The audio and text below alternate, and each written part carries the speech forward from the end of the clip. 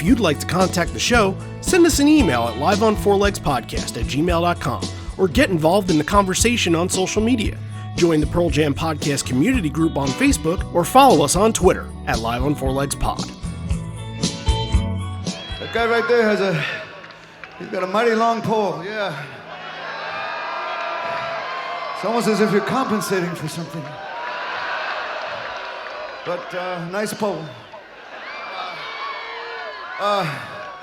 And just be careful, like Wrigley Field. If there's some kind of lightning storm coming, be very careful with that big old pole you got. You're gonna be the first one to go, my brother. And away we go. You're listening to Live on Four Legs, the live Pearl Jam podcast experience, featuring Mr. Stone Gossard.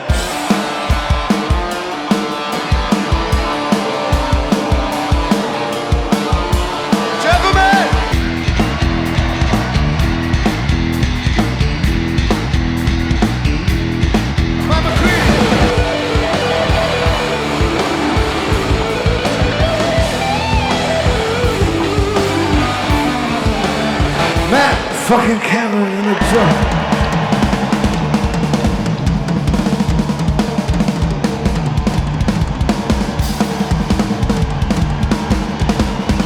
Mr. Boom Gasper.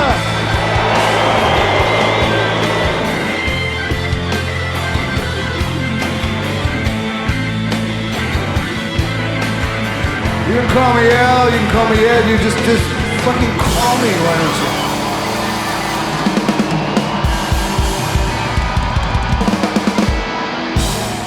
Hey everybody, now welcome to Live on Four Legs, the definitive live Pearl Jam podcast. This week we are doing a show from 2014, Austin City Limits, Texas.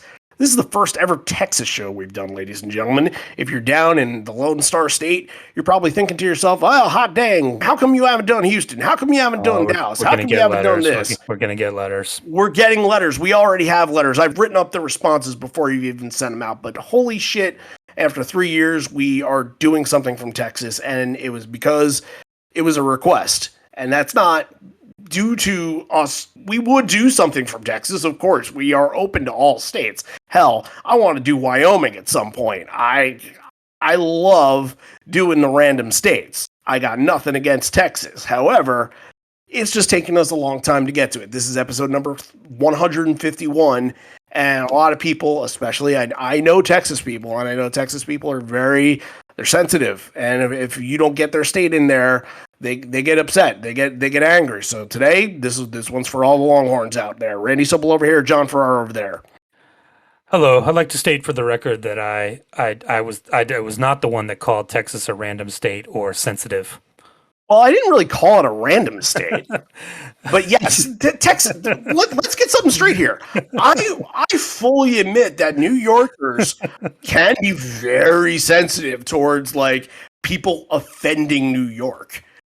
That's a thing. It's also a thing. Their state motto is "Don't mess with us," and here you are. The bear's been poked.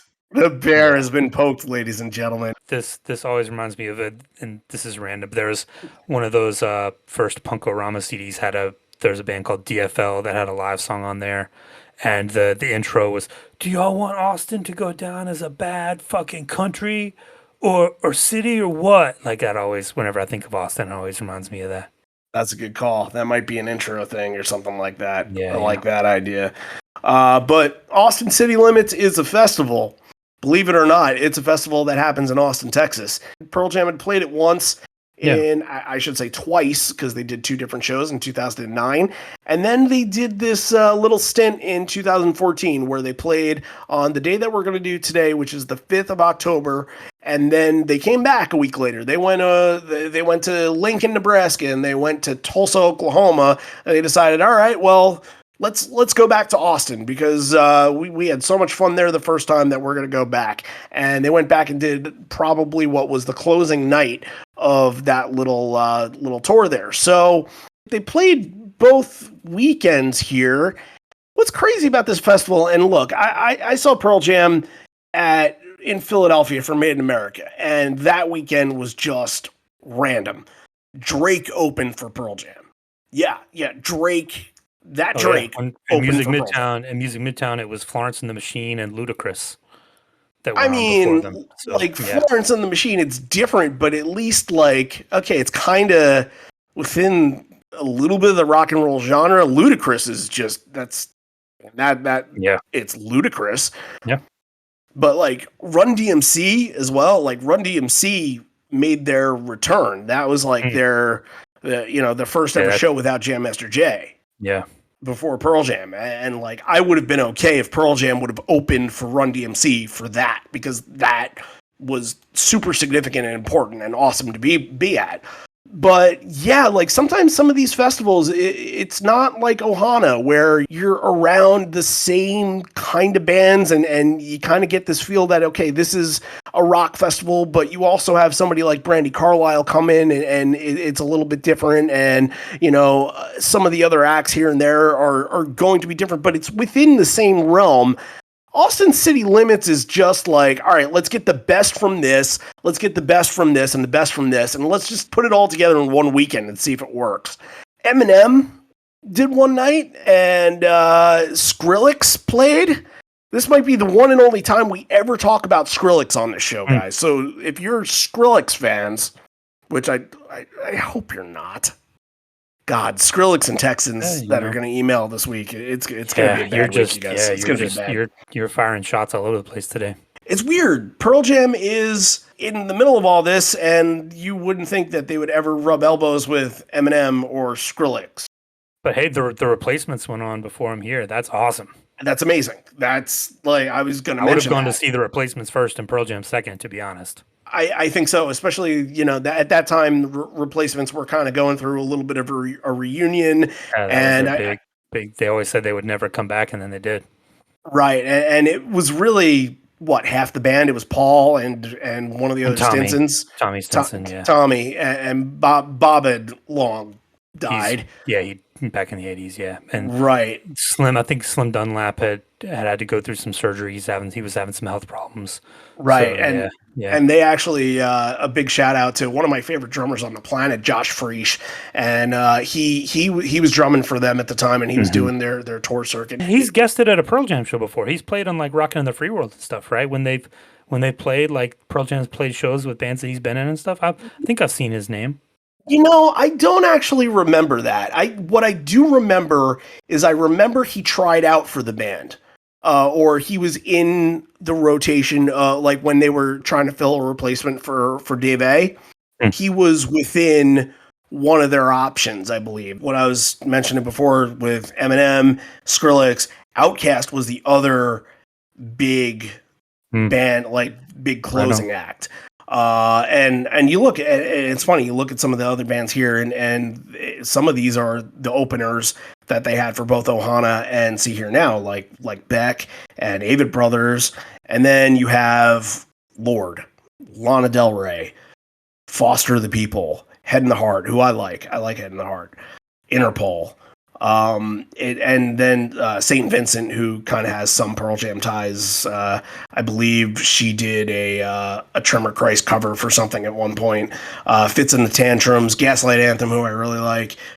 Churches. It's all across the board, just stuff that you wouldn't really expect Pearl Jam to be a part of, but here we are, and there they were in the middle of all this. But this was a show, probably not one that we would have gotten to this quickly if it wasn't for a request on Patreon. This goes to our patron Brock Miller, who has been nice enough to donate to our Horizon Leg profile. Brock has been a part of this, and Brock was nice enough to give us this episode. We've also recently recorded his Horizon profile episode, because everybody that joins the Horizon Leg gets their own profile. So what we did was we had him talk about why he picked this show and what this show means to him. So why don't we hear from him a little bit, and you get to see why we're covering this festival show here. So here's from Brock from our profile. Well, it's probably my favorite show, and that's, as you guys will review it, probably, doesn't stand against all the famous and fan favorites And I think the biggest reason it's really when I was able to get re-engaged with the band and with going to shows. And I've been a music fanatic my whole life, but I was living in Alaska for 3 years before that show, and so there's really minimal stuff going on up there.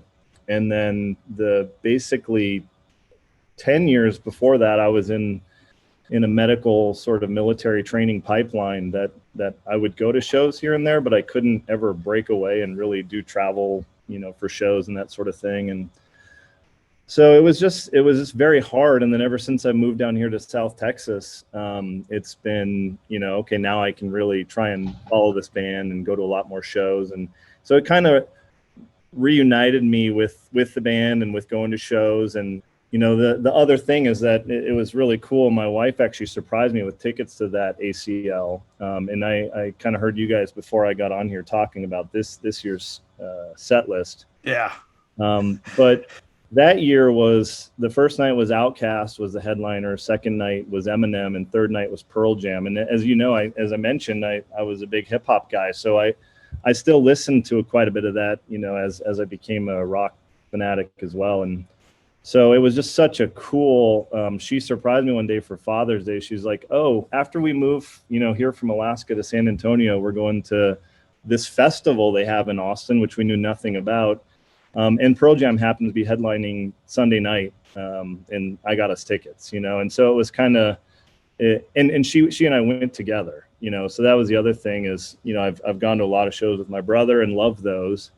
But this was really cool to kind of be re-engaging in the lower 48 and re-engaging with the band. And my wife and I were there together, and they came out and just blistered, the first half of the main set, which I was a little nervous about because she's more into the big, hits and the soaring songs, and they just kind of came out so hard.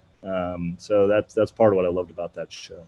So thanks go out to Brock for picking this one, and then hopefully we do it justice. I know it is a festival show, and we did say a couple times when we were on the line with him that there could be some moments that were just like, okay, like it's very festival-ish, and there's not really much else to it. But there's one other thing that I want to mention because it's semi-relevant to some sort of Pearl Jam conversation here, is that this weekend, so ACL actually happened this past weekend, the last couple weekends it was happening. Machine Gun Kelly, do you know that name? Do you know who Machine Gun Kelly is? I know the name, but that's all. I could not tell you one fact about this person. I know about 3 facts, and that's not including the thing that I'm about to mention.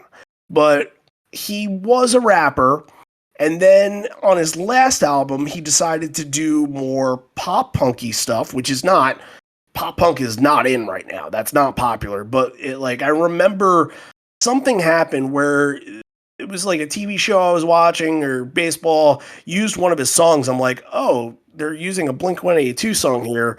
It happened to be Machine Gun Kelly. I was like, no, that doesn't make any sense.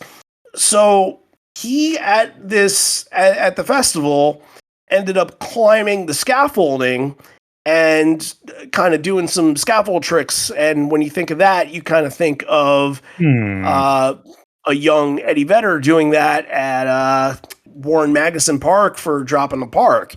I thought I would just bring it up because I don't think that he'll ever achieve anything close to what Eddie achieved. He probably did it for other reasons than Ed did it. I don't think. Sorry, Machine Gun. If you're listening, you're welcome to come on the show and we can talk about your influences. All right, here's who we've pissed off today. Texans, Skrillex fans, yeah, and Machine Gun Kelly as a human being, not as fan base, but as a human being. I thought I would mention that because it recently happened. It's a current event, and somebody tweeted out, I think it was like a Consequence of Sound or some music outlet that tweeted out and said Machine Gun Kelly doing his best Eddie Vedder impersonation. I'm like, oh, Okay. If that's all you can come up with, then fine. I think we should mention too, if you've been going to liveonfourlegs.com every day, which you should, you will see that we've been doing the Concertpedia reviews for this whole little run of shows from 2014. So you can go and get a little preview of this if you want to pull that up right now and check out some of the other shows from this tour. We've been dropping those on the 7th anniversary of each of the shows. So be on the lookout for that. And thanks to Patrick Bogle who wrote this one. Okay. We're here at ACL 2014, and that's where we're going to stay for the next hour or so. So strap in. It's a festival show. There's going to be a lot of stuff that's pretty predictable. There's going to be a lot of stuff that is pretty by the book, pretty standard. I don't want to ruin the show, but and we'll listen to some of it and we'll dissect it a little bit. But there's some good stuff, and then there's some stuff that are just like, hey, very by the book Pearl Jam. And maybe John has a different opinion, and maybe I'll come up with a different opinion after we're done with this here. And that's not to say it's a bad thing at all.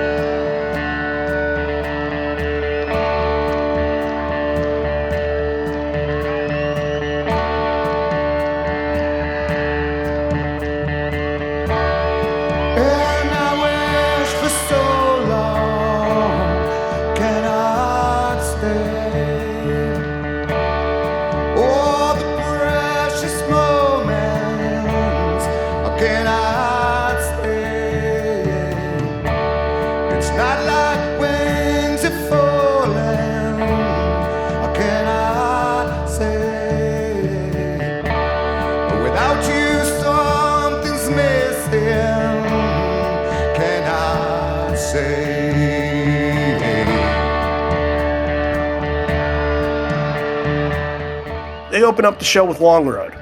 Last week, we opened up the show with Long Road as well. And since we're here, and since it's relevant, and since I would assume that people from last week are tuning in again this week, we can do a little bit of a side-by-side comparison between the two tracks. And we talked about how really that version of Long Road last week, how much it drove, how much it progressed and built to the end, and just big pieces felt really big. And we also mentioned how sometimes this song elicits a different emotional reaction, whether it's more of a somber response, more of a passionate response, and less of kind of a drive to get you started the show. This was a little bit of a step down from where, and I don't use that in a bad sense. I use that in a sense of it was paced out a little bit more. It was a little bit more deliberate. It didn't have that driving sound to it. It didn't take you on that soaring trip as much as last week's version did. That's not to say that it was a bad version. I'm just trying to compare the two. It had more of a reflective, I think when you think of the identity of this song, I think that this version was more closely fit the identity than what we had last week. However, it is interesting to put two of them side by side together. Disagree a little bit. Okay. I think that Long Road is one that almost gets better with age, because all these things keep piling onto the song, right? It's like the versions from 95 and 96, like, with Jack, like, so good. And then it just keeps building, and this song just keeps getting better and better. And the pacing, I think, it suits this version of it. I think I'm listening to this, I'm just, good God, this song is so fucking good. And like, it almost doesn't matter. It's about the repetition and the vibe of it, and like Ed just playing that chord, and the ending is just, again, like just very similar to last week. I thought it was very similar to last week's as far as just like an atmosphere and a vibe that created. But I will give you that it is a little weird to get Long Road and then to kick into what we're going to get next, because this is a festival. This Long Road you expect it at like somewhere like an MSG or like a Key Arena or like a Wrigley Field even. Like, this is one of those like songs that just sets a mood, and then you're getting into the rest of this festival set, and you're looking at the whole thing on paper, and you're like, this is a little out of place. But I agree. We talked to Brock about it. He put this in and as one of his favorite performances, and I agree. Like, this is fantastic. Why don't we hear from Brock? Because Brock actually, he talked a little bit about Long Road, and then he talked, and we'll kind of segue into what this next 5 song run is right here, and him specifically talking about Go and Why Go. So we'll kind of lump those all together here. So here's what Brock had to say kind of about this early part of the set. And I think it was a very fitting song for my experience because it kind of felt like a long road, having come from overseas and coming back to a place where I could really engage more in live music here in South Texas. So just him coming out with his typical good evening and then starting that was really wonderful. Long road into Go, and then I think I looked up Go, Why Go has been done 8 times, but man, I think it is just an absolute perfect sort of transition from one great fast song from one album to another one from the prior album. So I love that combo. And if you want to open a festival with a slow burn, I think that like Elderly Woman is never a bad choice for that, because it's one you can sing along to, and it kind of gets you the crowd engaged. And the whole crowd aspect, it's going to be weird in this because they're kind of far away from the crowd. There's a good distance between the stage and where that barrier starts. So I don't know if that is a little disjointing for the show, or even Pendulum. Like, this is prime Pendulum era. It is, and you're not getting it here, which is kind of maybe would have made more sense for the set. I don't know. Yeah, Long Road always seems to need to be played for a purpose instead of just being played to be put on a set. And I don't know if this had the direction. Where's the pull from this? What story can we pull out of this to say, like, it wasn't like a long road to get back to Texas or anything like that? I mean, I guess it had been some time since they played Texas. No, actually, no. They played Dallas in 2013. That's incorrect. But I don't know. That's a question that it kind of left me in a little bit of a state of confusion when thinking about this set list. It wasn't the best fit. Not a bad fit, wasn't the best fit. Now, let's dig into those 5 songs that really get on a really fast stretch here. Go, Why Go, Do the Evolution, Mind Your Manners, and Save You all in a row. That is good shit live. Great shit live. It's going to get you moving. Yeah. I didn't have too much to say about it, though. And look, this could be one of these weird episodes of this show where we're just like, there's not a lot that we haven't talked about in a long time that we don't have much of a take on, but it was a pretty standard affair on Why Go and Go. The Why Go solo was very good, but I think you usually get something like that. It wasn't taking these versions, none of these versions, they were all at least close to what you would say is average, or just a little bit above better than average. But it wasn't like, I don't take any of these songs as being above where you would place any regular version. Did any of these stick out to you more than their usual standard affair? A little bit. I think Go is very good, and Long Road into Go just sends you right back to 1995, first of all. Yeah. And the Go into Why Go transition, which Brock referred to as well, is just seamless and perfect. I thought that was fantastic. The crowd gets into it a little bit.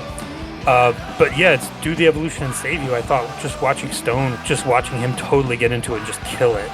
Like, he's over there bouncing and head bobbing and ripping those guitar solos and Do the Evolution and Save You.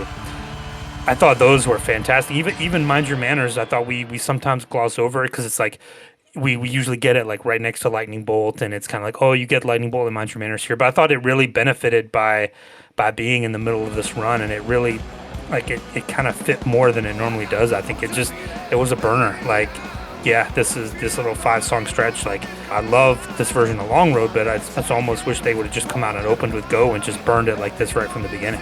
Yeah, I see where you're coming from there, and I like your assessment of Mind Your Manners, because it is a little bit tough to sometimes separate that from, you kind of consider some of these songs, especially the first three, and I consider personally Save You as being part of that crowd, like the varsity songs, the songs that are, you know, being called up to the big game on a fair occasion more often than not. And Minor Manners, when it was getting played in that era, kind of felt like the outlier and all that. Like, okay, they just have to play it because they're playing lightning bolt stuff. And I agree with you. I thought it fit. I thought everything worked.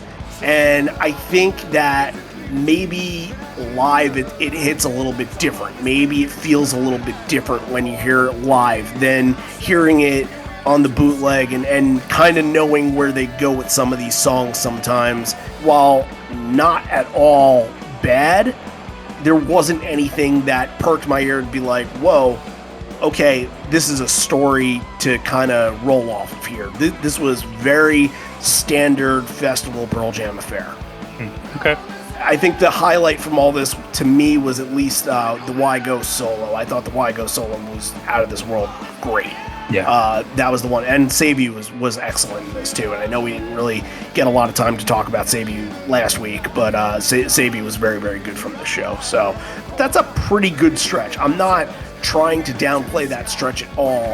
I think from a standpoint of listening to a lot of bootlegs in short amount of time and you know, listening to even just one a week is a lot sometimes, you get this jaded factor and you kind of, you're like, okay, well, give me something that I haven't heard before. And maybe from here on out in this podcast, that's not going to happen a lot. It could just be me wanting more. Don't know, but for me, I think I'm going to start getting nostalgic for these little punk rock mini sets because it looks like they are gone. It is possible. Yeah, it is possible. But you just never know. I've had so many conversations with people where I'm sort of on the fence of like, okay, they'll play like 26 at max, 27, and people are like, no, when they go back to arenas, they're playing 3 hours, 33 songs again. I don't think that's going to happen. I know you don't think that's going to happen. Yeah, so I don't see it happening. But we'll see. I think every now and again, maybe you'll get something like this busted out, but you're mostly right that it's not something you'll see. Yeah, regular again. listeners of the show can look forward to me just waxing nostalgic about these little punk rock sets from here on out. Well, just dreaming of back in the day. Look, that might be something 3 or 4 years from now where if we did a show like this, that's a festival show from 2014, 2013, whatever year, that might be a huge talking point and that might feel different to us. So no songs from Gigaton fit in this section really. No. And I was going to say like maybe Super Blood Wolf Moon, but really that would be but not really. No. All right, so Ed, after this nice little run here, Ed, thanks everybody for inviting us to the illustrious event, and that's him actually fudging up the words and not being me being a moron there. Nope, he screws up the word illustrious and says, "Hey, have I been drinking too much? No, of course I haven't." And said he's got an expensive bottle of wine for this occasion. It's an important night. So goes out to the replacements and mentions everybody in their replacements, including the replacements, and compliments sharing the stage with them. And that's always a good moment and it felt like at See Here Now, Ed always went back to, hey, Patti Smith is here. That might've been like the first thing he said when he first addressed the crowd. It was like, we played with Patti Smith tonight. And you always get this sense of how appreciative he is of going on after they did. And like, he almost in his mind thinks that they should probably be the main attraction instead of them. So Corduroy is here, and you're going to get Corduroy Lightning Bolt, not really back to back, but close enough. The biggest take I had about Corduroy is that when I think of the Lightning Bolt era Corduroy stuff, you kind of have that expectation that they're going to go in that direction of allowing that extension to kind of run for a couple of minutes and then going into the Everything Is Chains. Like, you kind of expect for that to happen. Refreshing that it didn't. I will say that, because I don't hate on the other version at all, but I like when things are pretty pure to their original form. And I know it might not seem it from what we just talked about, but I thought this version of Corduroy being as close to the original recipe really worked for the song. Yeah, there's the one part of this right before that everything has changed. Everything has changed. Right before that section, there's a surge, and we haven't talked about that in a few weeks, but watching this, there's a moment right before that where everything kicks in, and it's like, oh, it's really good. That was my favorite part of this little section by far. Most nights that we're going to do this, we're going to talk about Corduroy being pretty good, and again, it hits pretty good exactly. Song. Like you might not have heard it, but it's pretty good. Yeah, it's all right. Check it out if you haven't. Gee, it might be one of the reasons why we talk right now. I don't know, but yeah, like Corduroy right up there. But it's fitting within the same category of it's hitting exactly where these songs should be hitting, but not quite above that average mark. Same with Lightning Bolt. I think that this was the exact version of Lightning Bolt that you expect the band to come out with. You know, there was a little bit of a surge in Lightning Bolt that sounded pretty good too, but I think we've heard versions of Lightning Bolt that sounded like this before. Nothing bad about it, nothing wrong with it at all. It's meeting its expectations. It's meeting the bar. Yeah, I can see that. And it's contractually obligated. Lightning Bolt at this point. Yeah. Of course, and he's gonna mention beforehand that he sees a guy and he says, "Hey, you got a pretty big pole," almost as if you're compensating for something, and says, "Be careful, there might be a lightning storm coming, like at Wrigley Field. Be careful with that big old pole you got." I don't know if he was just referring to like lightning storm as we're about to play Lightning Bolt, or if actual thunder and lightning was in I think weather. It was actual thunder and lightning, I believe. Okay, because it didn't look like that there was any hint of anything. Watching the show, it doesn't even look like there's a hint of rain. So, like, it probably held off, which is good. And after Lightning Bolt mentions that this is a Sunday, but it kind of feels like a Saturday, and tomorrow is the last day to register to vote for the November election. This is haunting to listen to, and I almost threw up in my mouth hearing it. Speaking about voting and how important it is to vote because how things could change if you don't. And the specific thing that he brought up was women's right to choose. And think about the state that he's in, the state of Texas. What are we going through right now? Yep. I mean, dead on. Yeah, it's almost like he knows what he's talking about.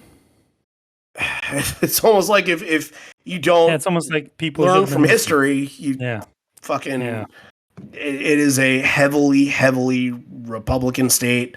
I know that trends have trended it blue in certain spots, and it had made a little bit of a run for Biden and a little bit of run for Beto in his election, but that state is Austin's the oasis there. These are the you're people. right.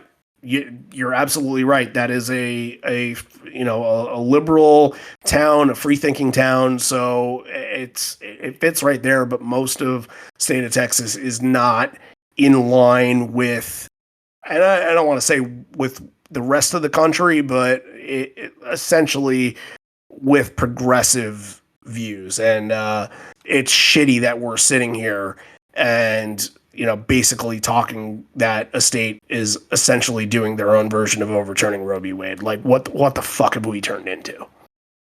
So that's all I'll say.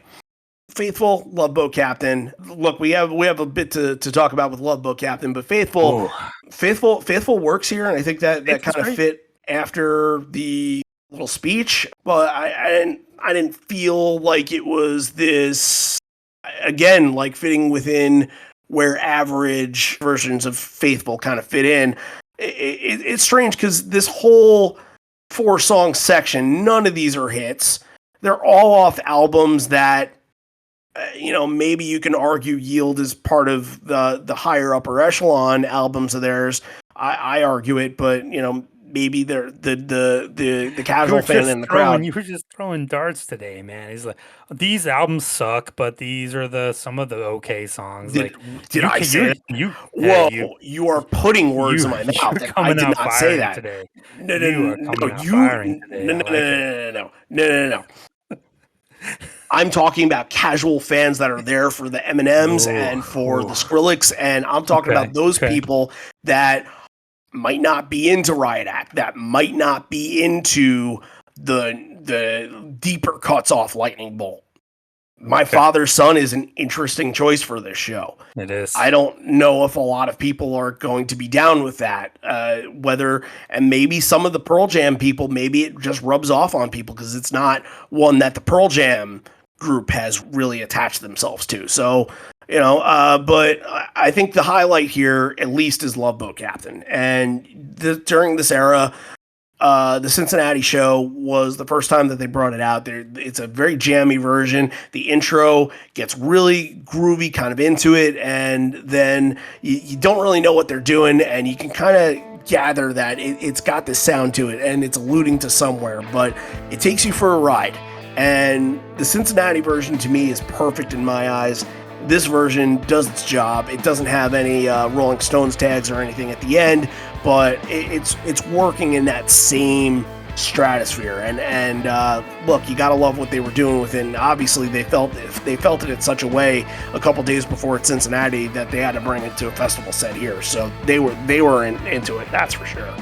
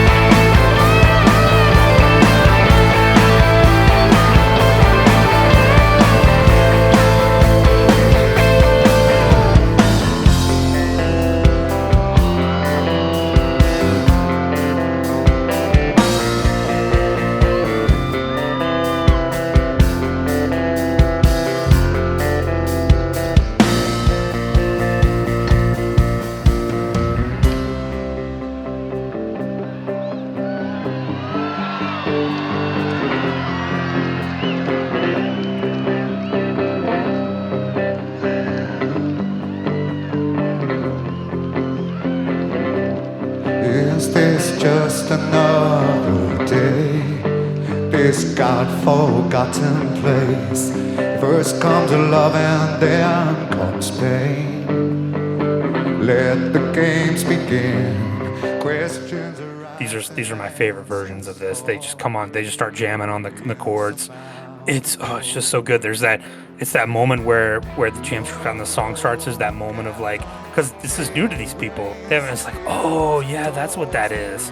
Right. And maybe some people that are savvy to the boards and things like that have heard that there was an intro on the Cincinnati version. Maybe they go a little further. Maybe they YouTubed it, and maybe it was up on YouTube at the time. But like, you're right. If you went to those shows even. But the ending too, like when Boom comes in at the end, and that's one thing I don't remember from Cincinnati because you mentioned the Rolling Stones tag they do, but Boom on this I thought really added a lot to the end and really got a chance. I really heard him prominent, and I like adding some really nice color and some really extra textures to this. This is one of my highlights from the show. Fantastic. Like once they started doing this, why did they ever stop doing this? How did this not become an every night, every other night type of thing? It's so good. I agree with that. However, I kind of like the suspense when it gets brought up, and if it gets played one night, which honestly, if it gets played twice a tour, that's pretty miraculous at this point. But imagine, say argument's sake, in 2018 it got played twice. I think it did, and I think one version was this version and one version wasn't. So they're kind of keeping it open. They're keeping you saying like, hey, will they do it? Will they not? Like, I don't know why you would chance it with that song. Just do it and turn it into a thing that people can expect, but they decided not to. So My Father's Son, Got Some back to back. We talked a little bit about Got Some last week. I don't really have much more to expand on that. My Father's Son is not one that we talk about too often. I like it on the album. Live, not the best live off Lightning Bolt. Not one that really connects as well. Yeah, it's awkward. Yeah, I mean, it's a weird song. It's a Jeff song. Not to say that Jeff songs are bad. He wrote fucking Quick Escape to, Quick Escape in itself is probably one of the best Gigaton live songs. But you can kind of feel the crowd a little bit disengaging from this. And I don't know because I wasn't there, but also the barrier, like you said, the kind of in between them, like it must be tough to get such a deeper song and to try to elicit a reaction from them, because although Love Boat Captain is great and can kind of build some momentum for you, I would think that Love Boat Captain you'd want to follow with a hit to kind of continue that positivity and to continue that hot streak a little bit.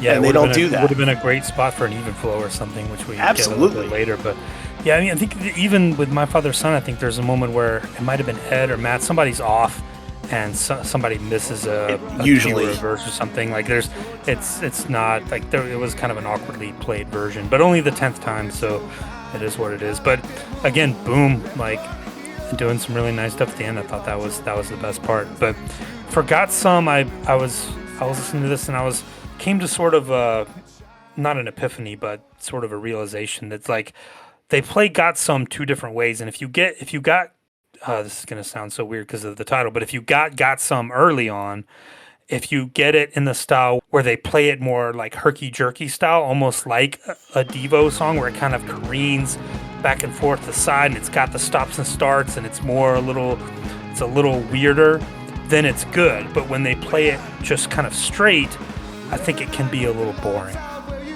Yeah, the guitars get really repetitive after a while, and that's one of the things I think when all those times I saw them in 2013 where they played this in the encore, which to me is just like it's a waste of an encore spot, and that's a hot take of some sort. But like I went back and watched that version or listened to the version from the Tonight Show when Conan was there, the first one. That was the debut, and it's like it's great. Like the guitars are a little bit weird. This is doing some interesting stuff, and like it's got that kind of like stop start like motion to it that the song needs. Oh, Matt.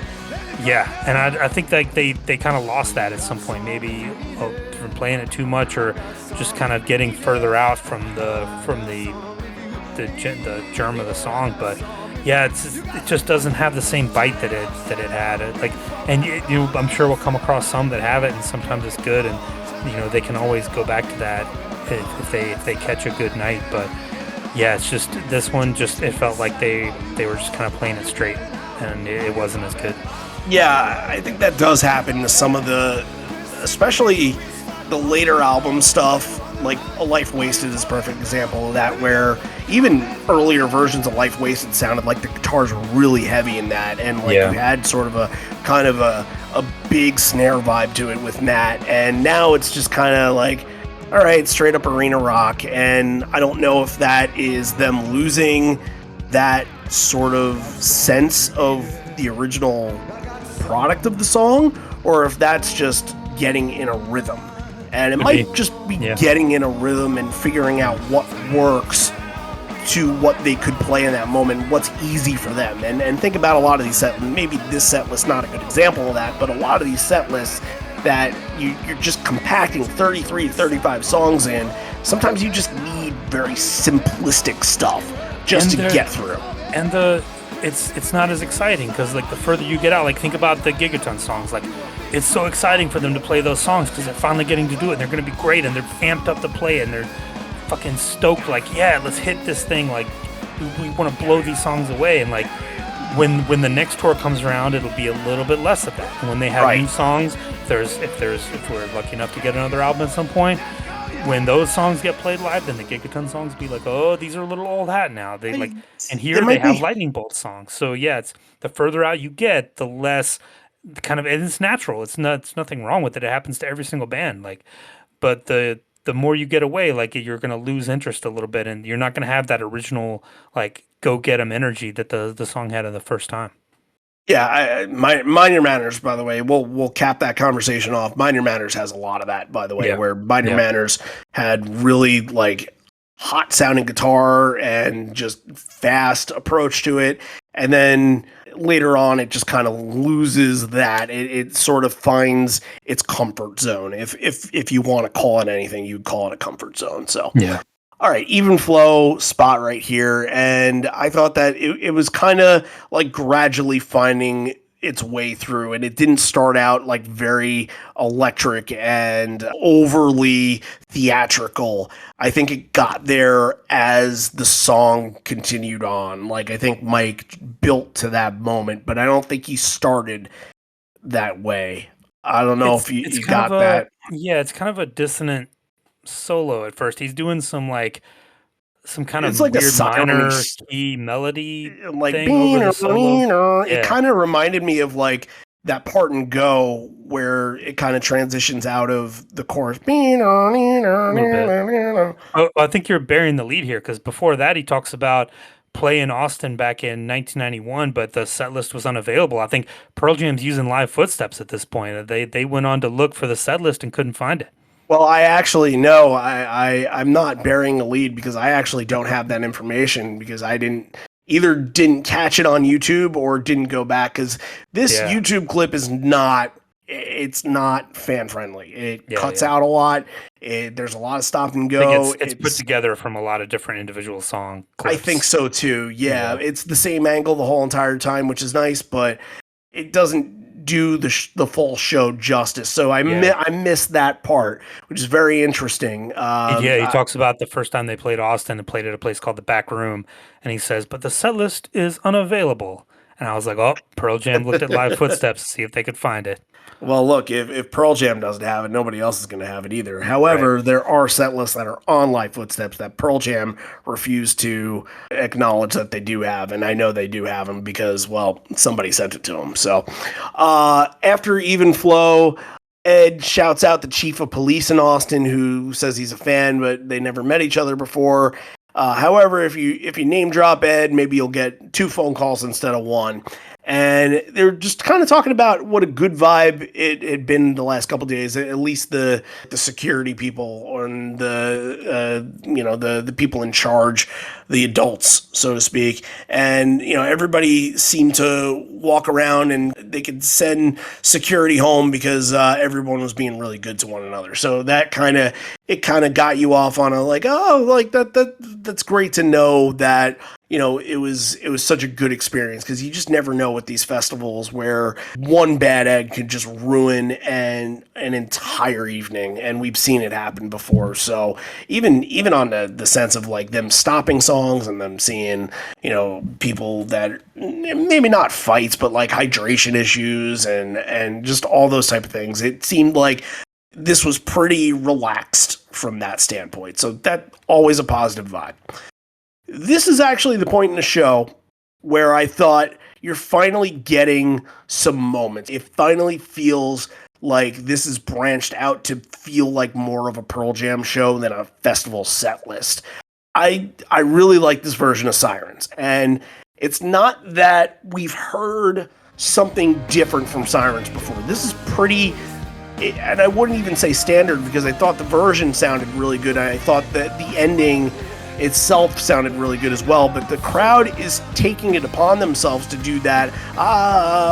They're taking it upon themselves to start that, and then the band kind of backs them up and gets into that. And I thought that was really good. Now that kind of surprised me from this crowd that they were able to really bring that up. And even with Love Boat Captain, and even with what kind of moment that was, it felt like Sirens was the first one that felt big, that felt important from this.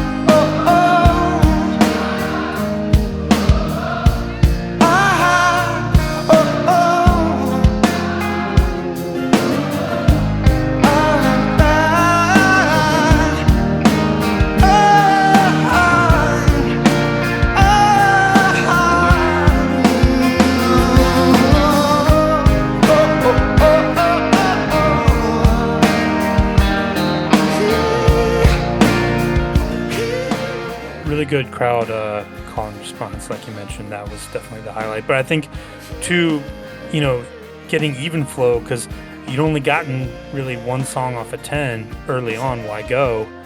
And coming no after actual that, hits. yeah, that stretch of songs from Faithful to Got Some, like we talked about, and yeah, not a lot of big sing-alongs, no Small Town, nothing like that. So yeah, after Even Flow, I think the crowd really got elevated and really got into it a lot more. They just ride that the rest of the main set here. Here's something we haven't seen a lot of lately. Danny Clinch is invited on stage to do Red Mosquito. The 7th member, he's official now, right? Pretty much. The 8th member. 8th member, yeah, because we got Boom Josh Klinghoffer. So yeah, I think you just fired Boom. Oh no, I would never. You were talking shit about putting words in my mouth. I could put words in your mouth. It sounded like you were just firing Boom right there. No, I forgot about Josh. That's what that was. He's pretty forgettable. Danny Clinch coming on, wasn't this like 2009? This was the one with Ben Harper, right? Right. Just one of the most amazing versions of Red Mosquito, maybe the best version ever. That was also another Austin City Limits show. Exactly. And I know that he did it a lot with them. I think they were on tour together in Australia, and they did it a lot. But that's the one that usually gets brought up and remembered from all these versions. It's amazing. And Danny does a great job, and it's nice to see him in the band now. Yeah, I love this version of Red Mosquito. I thought that the guitars just exploded from the gate, and Danny, I got to go back and listen to at least the See Here Now and the main set Ohana version. I don't know how crazy he got in the versions recently. I want to say that he found that level, but I don't know if he did. So gotta check that out. Buzzsaw kind of song. It was a perfect follow up to Sirens. You got something kind of emotional, and it expands on that momentum. Great stuff here. And Daughter and Rearview Mirror are going to end your set. Ed doing something in Daughter that I've never heard him do before. Doing that kind of sarcastic sing speak that usually, for the best example of that would be well, of course there is. He does that with the tries to make her proud. Like, I'd never heard him do that before. I thought that was a little, I don't know if that was just off the cuff or what that was, but yeah, I don't know. It didn't take me out of the song or anything like that. Just interesting on one of the hits that he decides to go in that direction. But a nod to the Replacements here. We get a little bit of an Alex Chilton tag. I'm in love. What's that song? I'm in love. That sound. Love it. Yeah. One of the best Replacement songs.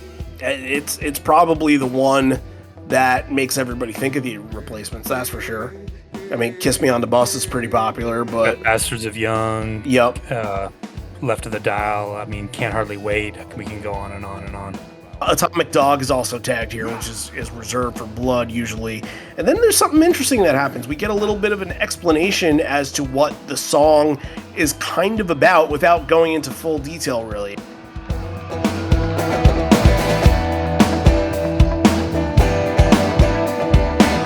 This song's really not a girl, it's really not about a girl or a daughter, it's really about the parents. Keely, can I see the lights a little bit?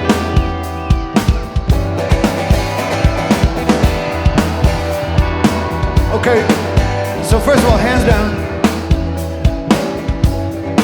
So, who all, and they're probably not here and no one's gonna see this or whatever, but who all just had a really, and I hope there's not many of you, who all had a really fucking shitty father?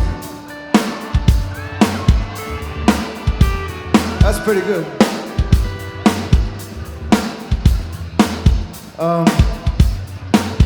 Shitty mom, there's less shitty mom, I bet. You know, I'll just tell you the good thing about having a shitty fucking father is that you'll probably be a great one because you'll know exactly what not to do.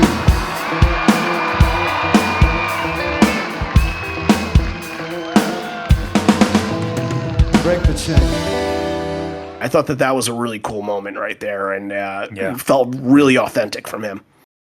Yep, and you get that like in the 2010s, we've gotten a lot of that where he kind of lets his guard down. Because before it was like people would ask what the song's about. Oh, we're not going to talk about that. It's your Right. interpretation of it that's the important thing. But in the last 10 or 15 years, we've gotten these little moments where he'll kind of let his guard down and talk about some of this stuff. And yeah, it's always really interesting. It does happen, and it's always a good little taste into what's going on in their minds, and just authentic, real from the heart. And now they're going to finish the set with a pretty charged up rearview mirror. After all that, like that was a great lead into it, and just tight version. The guitars taking a more atmospherical approach, going all different directions, while Jeff is kind of leading the way and leading the charge with that heavy bass sound.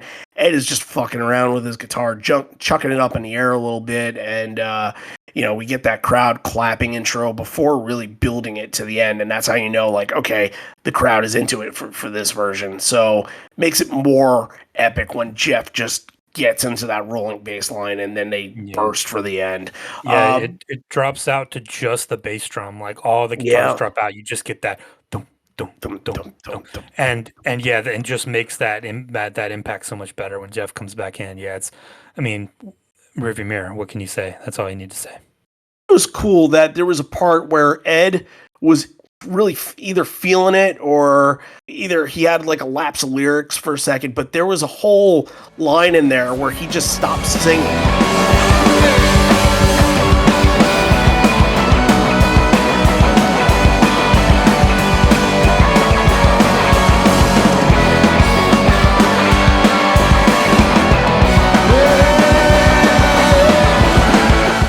I love just hearing the instrumental of that, because how often do you get where and it's not like anybody fucked up or anything like that. It was just a second where he just decided, okay, I'm not going to sing in this part, and it seemed like he was really into what he was doing.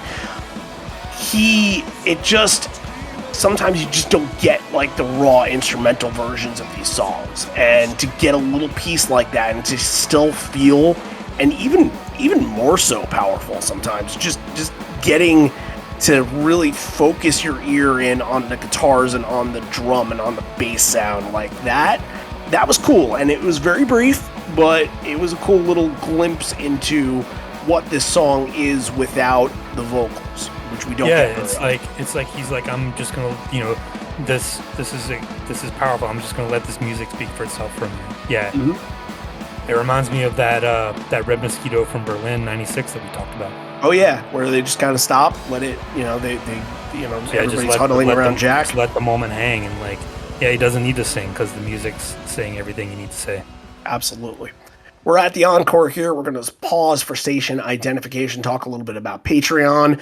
As we mentioned in the beginning of the episode, this has been a request for Brock Miller. His Horizon Lake profile will be out this week. If that is something that you're interested in, after, of course, this episode is going to be held on such a high plateau because we've been so kind to all of the Texans and Skrillex fans out there that you guys are going to want to now join Patreon after all this.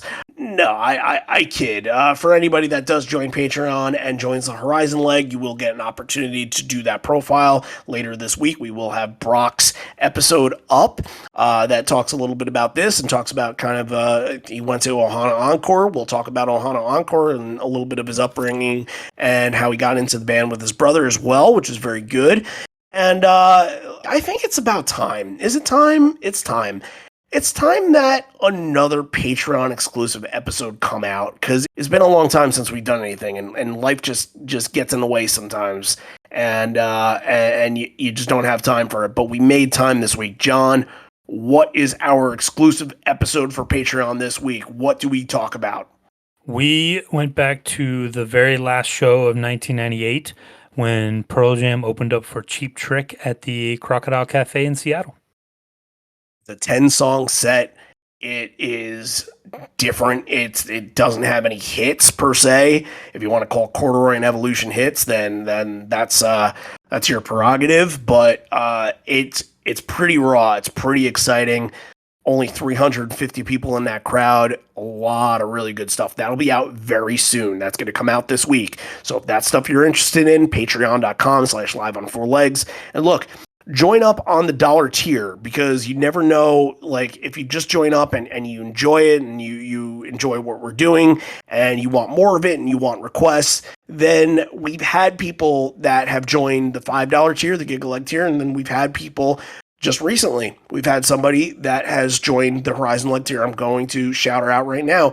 Amy Wynn is a brand new Horizon Leg member. Thank you, Amy, so much for joining and jumping tier there, because I mean it just helps us out with what we're doing and the projects that we have going on. But also, Amy had been in constant contact. We got to, at least I got to meet with her at Shorestock when we were doing the Shorestock event over in Jersey, and she got to go to some of the shows the past couple weeks, and she's been I believe through her we were able to hook somebody up with tickets to the Nice. Ohana, the first Ohana show. So yeah, so very cool stuff, and we thank her, and can't wait to see what her request is going to be going forward. But also, we do have another new patron this week, Joseph Klobenschlag, and if I got that wrong, then by all means, please chew me out. But Joseph Kolbenschlag has joined the Gigaleg tier, and for the Gigaleg tier, you actually do get an episode request, the Horizon Leg profiles, or for that tier, but you do get a request for the Gigaleg tier. So that will be something that's part of Joseph's little package there. That's So great. we Thanks, thank Joseph. him. Yeah. And remember, for everybody that joins in the month of October, you will be sent a sticker and pin package. So Joseph, get in touch with us, give us your mailing address, and we will send you a little goodie packet. Nice. That's it. Anything else we need to? You mentioned the Concertpedia stuff earlier. Every day that there is an anniversary of a 2014 show, there will be a review that goes up. That's all. And there are some big ones that are coming up this week. Yep. So Very, very cool. Yep. Keep locked in on liveonfourlegs.com. Liveonfourlegs.com. Like I said, check it every day. Absolutely. So, all right, back to the rock. And we're on for one encore here. We got 8 songs left. It's a shorty, but it's a festival. You know, these are 2 hours. Not much you can really do about that, but that's all right. Ed jokes that he forgot his wine and kind of picks up the bottle, says, "Thank you, good night," and jokes and gets the crowd to kind of jeer him a little bit, which is funny. But that is actually not on the YouTube clip, so I had to go back and dig that out. Mentions, I guess, one of the sound guys, Greg, had moved to Austin and said, look, he's kind enough to offer you guys to go to his place. It's about 15 minutes away, and we have a keg, but we just need some Solo cups. So go to 7-Eleven and bring us some Solo cups. Get some red Solo cups. So it says, look, he has got a newborn and a 2-year-old. So when you come by, just make sure you're quiet. Just make sure you're quiet, but people will clean up after you. Once everybody gets there in the backyard, he can have his very own small town. 1, 2, 3, 4, 2, 3. I swear I recognized your face. That was a quick catch, because on the first go round, I did not catch that. I swear I recognize your face. Instead of I seem to recognize, it's Yeah. I swear I recognize. So, and he catches it, he kind of laughs at himself like, Yeah. whoops. The elderly woman sounds good. It sounds pretty full. They're sitting down. This is seated. This is a seated version, yeah, and it's weird because the full band is coming out, and then they're gonna leave for Imagine. I never like when they do that. If you're gonna do that, do the solo song first. I don't like seeing the band dispersed like that. That's just a me thing, though. It's weird, and you have to wonder like what they're thinking. Like, obviously he wants to come back. He has the story, and he wants to do Small Town. I think Maybe that's it. why. Yeah, but like, yeah, it's just weird to make them come out for one song and then then you're gonna leave and then you're gonna come back. Like, just have them play on Imagine. Like, why not? Yeah, it doesn't. I don't know. Right, and they have done full band Imagine before. Sure. Look, this is the second ever time that they've covered it, so I'm sure it's one of those things where Ed probably tells the band after he puts it on the set list, like, hey, I'm doing this tonight, and the band's like, okay, cool.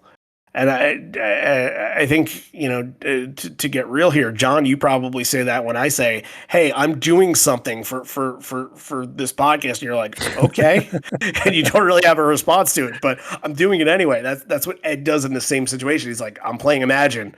If you guys don't know it, then you're not playing it." So that's essentially what happens. But he kind of mentions like that he's going to borrow it, but I think the guy who wrote it for everyone.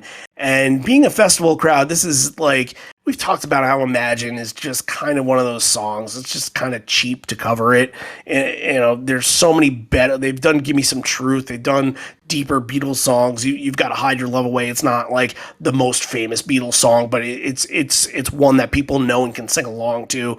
But like, Imagine feels a little pandering in a way where it's like, okay, everybody knows the song. However, for this crowd, it's good to get that because there are so many people that are probably standing there, and you didn't hear Jeremy, you haven't gotten Alive yet, you didn't hear Better Man, maybe they haven't had a lot of songs to really sing along to. This is probably one of the few that is for them. Yeah. Again, it was the novelty of it too, like, but it being only the second time, like, and they've only done it 21 times. It's not like they break it out at every show. So I get it. The meaning behind the song is something that Ed talks about a lot. Like, it's obviously something he's gonna latch onto. But yeah, it doesn't do anything for me.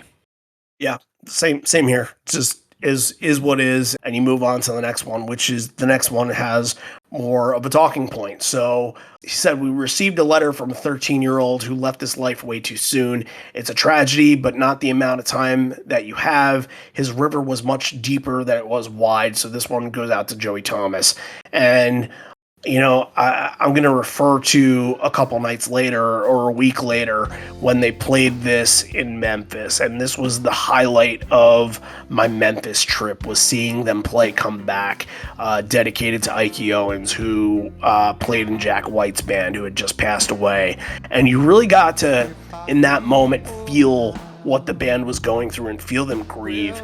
And that's something that doesn't happen every night. I think I've always thought Come Back is one of those songs where if they're going to play it, it's going to be for a purpose. They're not going to play this song just because, hey, we need kind of a song with like a swing vibe to it, with like a different kind of groove.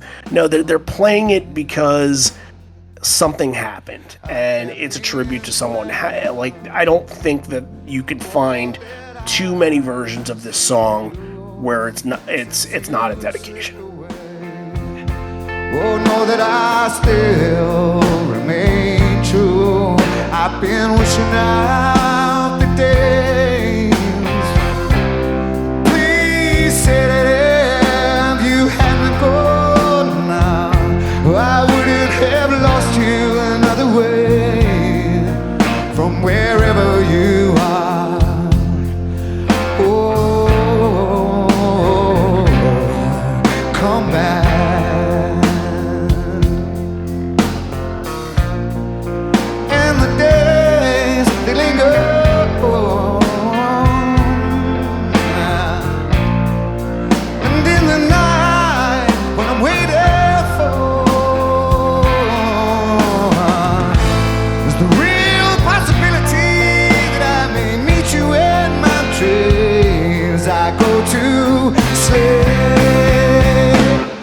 If I don't fall apart, will my memory... Yeah, and I think, Brock had put this on his list as well, and this is it's just great. I mean, it always, like you said, it has the dedication. It's powerful, and I think they really elevate this song to another level. I mean, that Memphis version that you and I saw was great, but I think this one is even better. Stone and Mike at the end, just combining and playing off each other. I thought this was very nearly transcendent. It's very, very good. Yeah, I'm not going to put this ahead of Memphis, but this was great. Like the Memphis one almost had me in tears. Like that was something I've never had a moment like that. Being that close to the band, I don't know if I could put that up with that, but it is everything else that you said though. Mike's guitar just sings to you on this, undeniable. and really fitting an identity and fitting an emotion here. But I wanna send it to Brock. Like you mentioned, this was one of the moments that he really liked from the show. I believe it was his number one moment. So let's hear from him and what he had to say about being in the crowd for this. In the little bit that I've written on the website, little snippets here and there, I mean, part of what really connects me with this band is their connection with the fans, and also just kind of how they approach all the social aspects of music. And the introduction, was mentioning parents who'd lost a son, and how important that son was to his parents and everyone who knew him. And then I just thought it was just a wonderful performance. It probably stands out as my favorite performance I've ever heard, but just because of the meaning behind it. I mean, it wasn't just them playing a song and checking one off that hasn't been played in a long time. It was, you could feel how much they felt it.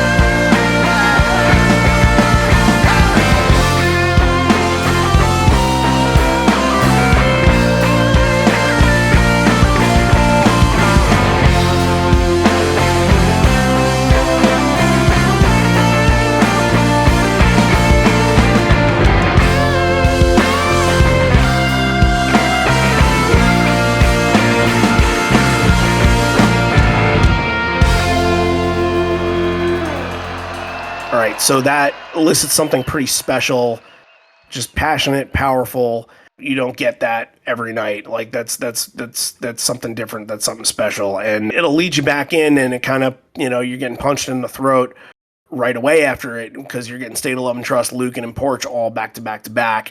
It's just very standard approach for a festival set, but you're not necessarily getting hits. Like there's no Better Man, there's no Jeremy kind of stuff. State of Love and Trust, probably pretty popular with some of the casuals in the crowd, but it wouldn't hit like a Better Man or a Jeremy. So this is more geared towards people that are going specifically for Pearl Jam. That's what these songs are for. There was one moment in State of Love and Trust, I don't know if you caught this, but he points to the crowd, he's like, "That's funny." Yeah. And I have no idea what that was. Yeah, we should have asked Brock when we had him, but I'm sure it was some sign that he pointed out or something like that. Yeah, I did notice that. That was weird. It's a lot of energy, and if you want to harp back on kind of the 5 songs that really burst through to start the show, this is kind of like their 5-song stretch along with Alive and Rockin' that kind of end the show. There's some synergy there if you want to say that, but it seemed like we were supposed to get Life Wasted and Black on the set list along with Kick Out the Jams before Rockin' in the Free World. We didn't get those, but I think this all worked pretty well. This all sounded pretty good, but nothing that, again, going back to like what your expectations are, it hits and meets all of the expectations, but it doesn't like that's that. Like there's nothing extra out of this that you can say like this is transcendent or anything like that. Not that they were looking for anything transcendent. It's a thing. Yeah, the thing that came close to me was, again, Ed really going out into the crowd during Porch and really trying to bridge that was gap cool. between. I think that really stood out as something nice. But yeah, it's just it's a festival. It's 2014. You're getting your bread and butter here, but it was just interesting to get Porch like right into Alive, because that's something that we don't normally get. It isn't something taking you back to the old days there a little bit. You're right, yeah, and maybe even not, because Alive, especially in the old days, was kind of played in the middle of the set, and Porch would be the closer. Almost reversed. So, want me to get the numbers on that? Because I will. Wow. Okay. What's your guess on this? How many times do you think they played Porch into Alive in their 1,000 plus show history. 43. You're off by about 32 or so. Okay. It's 9. Wow. 3 of them coming from 1991, 1 coming from 2006. That was the Irving Plaza show. 4 coming from 2014. Huh. And then 1 from 2018. So this was a 2014 thing. Like, 2 of those shows were Australian shows, and then 1 was the Heineken Festival, Gdynia, Poland, and then the other one was this show. So they're all, I think the Australian ones were Big Day Out, so all festival shows. So interesting. It was just kind of where the mindset was. One thing I do want to mention, though, going back to Porch, I mean, the bridge sounds great. I thought it sounded excellent. It does. But did you catch at the end there, I had never seen this happen before. And I was actually, during this version, thinking it. Have they ever broken one of the orbs? And it happened. Mike broke the orb at the end of the song. It's really hard to catch at the tail end, but you can see the neck of his guitar is in the orb, and he's like, shit, I broke it. and when it was bound to happen. Yeah, when you look at them, they don't look like they're that durable, you know? They look kind of, I don't know, they look like they can break, right? Yeah, I think they give the feel of being very hefty and very, like, solid, but I gotta think it's just like plastic or something. It didn't look like a glass break. I will say that, and I don't know why they would ever go on stage with swinging glass over their heads. Right, and like so many times we've seen like Jeff and Mike throwing them out, and then how many times have they come close to just macking them in the head? Right. Like, yeah, I think they're probably just like, it's just plastic and like cheap stuff. So if they got hit with it, it's not gonna send anyone to the hospital or anything. Right, but also, and call me out if you've seen this before, if you've seen them break an orb before. No, I have not. Yeah. I haven't, but I'm talking about the people at home. I'm sure that they've been to Lightning Bolt shows that we haven't covered and haven't talked about yet. But if you've seen it especially during Porch, because that would be the one. If you've seen it, then let us know, because that is definitely a sight to behold. But it did happen here. You had to kind of catch it on the tail end, but it does happen. Alive, Rockin' in the Free World, Mike hops into the crowd during the solo for Alive. Again, far distance between the stage and the crowd. I'm sure he just wanted to be a part of what was going on there and try to get the feel and try to be in that crowd, because it's a big crowd. I didn't get any numbers for how many people were in that crowd, but something like that's probably around like 50,000 or so, you'd have to think. Yeah, probably. Mike and Stone get some pretty good solos on Rockin' in the Free World, and it's pretty Pearl Jammy. And I think for a festival crowd where you want to end on something that meets the Pearl Jam criteria, I think it works pretty well. Yeah, it just felt like they were just having fun. It was like the party was on, the celebration's on, and they know they're coming back in a week, so they're just having a good time. Yep, and obviously it's not going to go on for 33 songs, and it's only a 2-hour show, but I think for the most part, they did get the best of what some of the aspects of Pearl Jam are through a festival set, and that doesn't usually happen on festival shows. Usually it's just like, you can write the set list for festival shows in a row. If they do like 3 or 4 festivals in a row, you can write the set list for all of them and then maybe switch out 1 or 2. You know, you say that, and we just had that, and we got Sweet Lou, and we got Let Me Sleep. But that's a different festival. Those are different, because those were like Pearl Jam's festivals right there. Yeah, that's Ed's creation is Ohana. So I don't count that. I'm thinking like more like Austin City Limits, and then playing like the Midtown music festivals and DeLuna. And I don't think Big Day those Out set and Europe lists and stuff like that. exactly. I don't think those set lists really stray too much.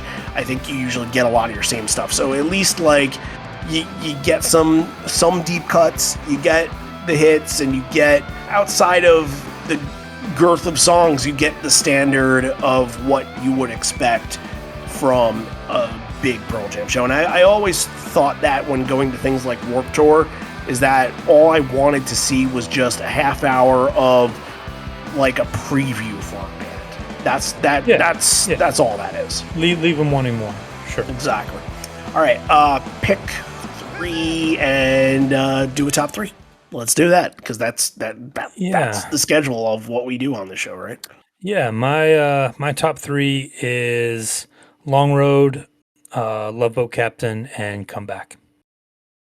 I'm gonna go Red Mosquito, Comeback, and Sirens. And Sirens isn't one that I usually add to my top 3, but I really felt it from this show. I felt that there was kind of a change in energy once Sirens hit. Cool. Yeah, now we rate it. Do you want to go first? Yeah, I guess. Look, it's not going to be a surprise. I'm not going to rate this very high, but there aren't a lot of shows that I don't rate high. So forgive me, especially Brock, who kind of knew where I was coming from beforehand. I'll be nice and give this a 6. Ooh, okay. Yeah, I'm not ever going to go back to it. And while, like I mentioned, for a festival show, you have like little things like the Love Boat Captain part and the tribute for Comeback and a couple other things that are kind of spliced in a little bit, like that are more memorable. It follows mostly a basic festival formula, and like nothing bad at all. I don't want to make it sound like any of my opinions here made the show feel lesser than. It was just like it does meet the standard, but sometimes you're looking for a little bit above and beyond, and I felt it a little bit with some of these, but not with the full show in its entirety. Okay. So I think 6 is generous on that standpoint. I'm gonna be a little higher. I really like this. I thought Long Road was great. Do the Evolution Save You great. Faithful, Love Boat Captain. I thought Even Flow was cool. Like the replacements thing on Daughter really like grabbed my attention. Like, oh, cool replacements. Like that's awesome. Rearview Mirror's great. Comeback. Bracket in the Free World. I'm gonna give this 7.5. It's not one of those 9 or 10 shows. We've been doing some classic shows the last couple of months, but it's a solid 7.5 for me.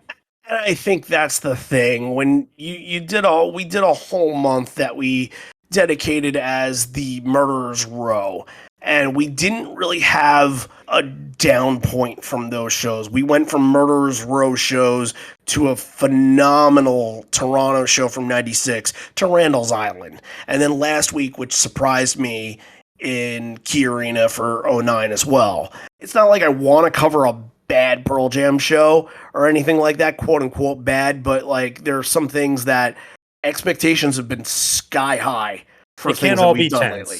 They can't. And some of them do have to be weeded into the 6 territory. And that's last week you put last week's show into 6.5. So, that's the same disparity. I had last week at 8.5, something like that. Yeah. So that's the same disparity there. We've had 4 10s across the board the last couple of months. So and who can blame us? A bunch of 9s. Yeah. BJ 20s in Philadelphia and stuff like that. So this one didn't quite get the love, but it's not the lowest rating I've ever given it. It's not the lowest rating I've ever given it a show. So, and I don't ever really plan to give it anything like a 2. I think Matt gave a 2 to a show once. Really good show, a 2, by the way. So that's it for Austin City Limits. And look, if you like this, I mean, all seasons of all television shows seem to have that one episode that was like, okay, it wasn't as good as the other episodes, but next week they'll get back to their original routine, right? Yes. Next week should be very good. And look, coming from a Connecticut resident, I am always excited to do the Hartford shows. Next week we get to do Hartford 1998. And it is out of the Hartford shows probably the one I've listened to the least, if at all. So I'm very excited, and especially 1998. I think we made a promise in the beginning of the year, right? More 1998 this year. And as always, it feels like we didn't fulfill that full promise. I know we did the Crocodile Cafe. That's going on Patreon later this week, but we're gonna get your favorite song in that one. We sure as hell are. We haven't talked about it in a long time, but we haven't probably it's not coming. since they had the shaved head. Yeah. But very excited. Yield Era is very special. And that's a Patreon request as well, going out to Jacob. So hopefully we get to tell Jacob's story in that. I'm sure he'd be willing to share. So that's for next week, Hartford 1998. And that won't be the last Hartford in the next calendar year, because we had another Hartford request, and that's going to be on our schedule for 2022. And then I'm putting a Hartford on the schedule that I went to that we haven't done yet, and I'm just saying fuck it, because I'm not waiting another year. That one's going to be in 2022 as well. So for all you people in Connecticut, which I know that there are, I know you're out there, I know who's listening, shout out to you guys. Won't name everybody by name because that wouldn't be fair. I would be leaving a lot of people out, but Hartford will be well represented within the next year of Live on Four Legs. So starting next week with 1998.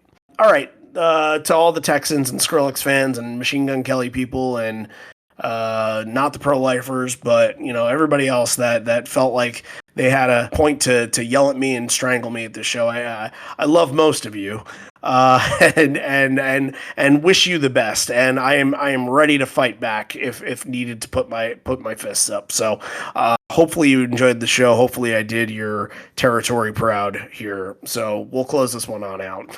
This may be the end. We're here, but not for much longer. And although we may be parting ways, miss you already, miss you always. Come back next week and we can make fun of my territory, Hartford, Connecticut. Yeah, there was a Pearl Jam show at the Meadows that happened there in 1998. We're going to talk about that next week. Hopefully, we'll see you there.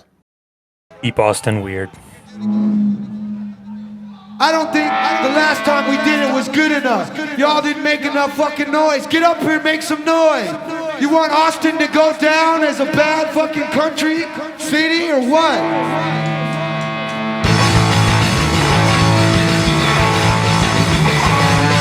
The choices we make dictate our lives. Born to pride, desperate for life. Memories forgotten, history repeats itself. Eternity for it can't happen. How can for everyone? How can for you and I? Choices we make dictate our lives. Was born to pride, desperate for life. Memories forgotten, history repeats itself.